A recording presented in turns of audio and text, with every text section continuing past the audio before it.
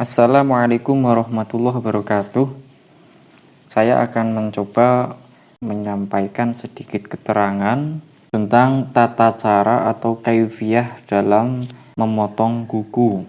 Di sini saya ambilkan referensinya dari Fathul Mu'in beserta Hasyiah I'anatut Thalibinnya, cetakan Darub Nu Asosoh dalam Sohifah 98. Di situ dikatakan wal mu'tamadu fi kaifiyati taqlimil yadaini. Qaul mu'tamad atau qaul yang dibuat pegangan dalam madhab Syafi'iyah dalam tata cara memotong kuku, ayyab tadi'a bimusabbihati yaminihi ila khinsiriha. Orang tersebut mengawali memotong kukunya diawali dari jari telunjuk tangan kanan ila khinsiriha sampai pada jari kelingkingnya yang kanan. Jadi diawali dari jari telunjuk jari kanan, terus dilakukan secara terus berurutan sampai pada jari kelingking. Setelah sampai jari kelingking, baru pindah ke ibu jari yang kanan. Tsumma ibhamiha, tsumma khinsiri yasariha. Kemudian setelah yang kanan selesai kukunya dipotong, kita pindah ke tangan yang kiri. Kiri dimulai dari kelingking. Tsumma khinsiri yasariha ila ibhamiha ala tawali. Kita potong kuku di jari kelingking kiri ila ibhamiha secara berurutan ala tawali. Dipotong sampai ke ibu jari yang kiri secara berurutan. Jadi tidak loncat-loncat. Itu untuk tata cara memotong kuku di tangan. Ada cara lain dalam memotong kuku kedua tangan. Kalau dalam i'anahnya ada yang mengatakan itu kan qaul mu'tamad seperti itu. Kalau yang tidak mu'tamad di sini dikatakan wakila yabda'u bihinsiril yumna tsummal wusta tsummal ibhami tsummal binsiri tsummal sababati tsumma ibhamil yusra tsummal wusta tsummal khinsiri tsummal sababati tsummal binsir. Jadi urutannya yang tidak qaul mu'tamad itu mengatakan bahwasannya yabda'u bi khinsiril yumna. Kita awali memotong kuku tangan itu dari khinsiril yumna. Jadi diawali dari kelingking kanan, tsummal wusta, kemudian pindah ke jari tengah, tsummal ibham, kemudian kita pindah ke ibu jari kanan, tsummal binsir, kemudian kita pindah jari manis, tsummas sababati, kemudian kita pindah memotong kuku jari telunjuk.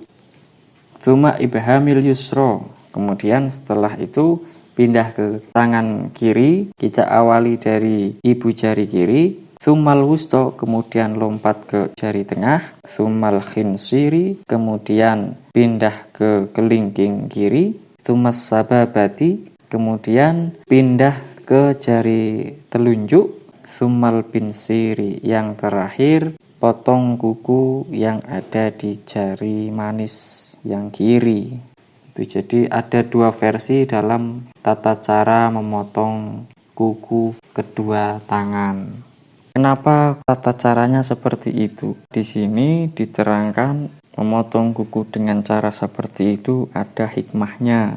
Dalam Hasyiah I'anatut Thalibinnya dikatakan qauluhu wal mu'tamadu fi kaifiyati taqlimin ila akhirih, yakni annal mu'tamada fi izalatil adfari mukhalafatuha. Qaul yang dibuat pegangan dalam memotong kuku itu adalah mukhalafatuha. Jadi dilakukan secara mukhalafah, itu secara berbeda-beda, bersilang. 5 ruwiyah itu dikatakan ada riwayat man qasso atfarohu mukhalifan lam yura fi ainihi ramadan. Barang siapa yang memotong kukunya dengan cara yang berbeda, artinya tidak urut, lam yura fi ainihi ramadan, maka tidak akan nampak, tidak akan terlihat di mata orang tersebut penyakit romat, yaitu penyakit belek, penyakit mata. Kemudian yang kaki bagaimana? Warijlaini ayyab tadi'a bi khinsiril yumna ila khinsiril yusra ala tawali. Untuk praktek memotong kuku kedua kaki, praktek untuk kaki, cara memotong kukunya yaitu kita awali ayyab tadi'a bi khinsiril yumna, diawali dari kelingking yang kanan, ila khinsiril yusra ala tawali, sampai ke kelingking yang kiri secara terus-menerus berurutan, jadi tidak dilompat-lompat seperti praktek di tangan tadi. Jadi bisa dibedakan, kalau di tangan tadi ada tata caranya, kalau di kaki itu urut dari kelingking kanan sampai ke kelingking kiri. Itu tata cara dalam memotong kuku yang sesuai anjuran sunnah dan sesuai arahan dari kajian fikih. Kemudian setelah kita memotong kuku kedua tangan dan kedua kaki, setelah itu wayam bagil bajaru bihusli mahallil qalmi, itu sayogianya bersegera untuk membasuh bagian kuku yang dipotong. Nah, di sini kenapa dianjurkan seperti itu? Itu alasannya kenapa? Wadzalika li'annal haqqa bihi qabla al-husli yukhsha minhul barasu. Ketika tidak segera dibasuh, itu karena menggaruk-garuk dengan menggunakan tangan yang menggunakan kuku yang baru dipotong sebelum dibasuh terlebih dahulu, sebelum dicuci, yukhsha minhul barosu, nanti itu dikhawatirkan akan terkena penyakit baros, yaitu penyakit belang atau penyakit kusta. Terus saya lanjutkan lagi di Fathul Mu'innya, wa yusannu fi'lu dzalika yaumal khamisi au bukratal jumu'ati.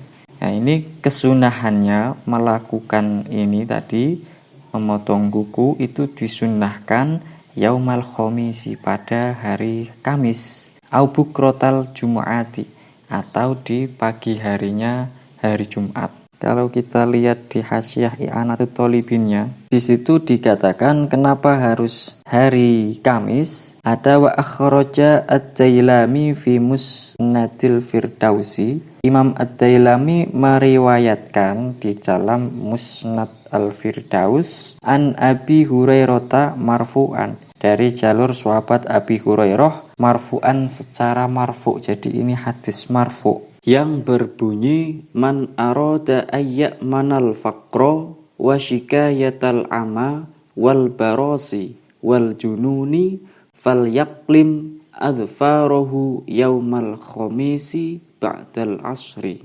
Artinya, barang siapa yang menghendaki ingin aman dari fakir serta aman dari penyakit buta, penyakit kusta, serta penyakit gila, maka potonglah kukunya pada hari Kamis setelah asar atau setelah sholat asar. Itu hikmah dibalik kesunahan memotong kuku di hari Kamis.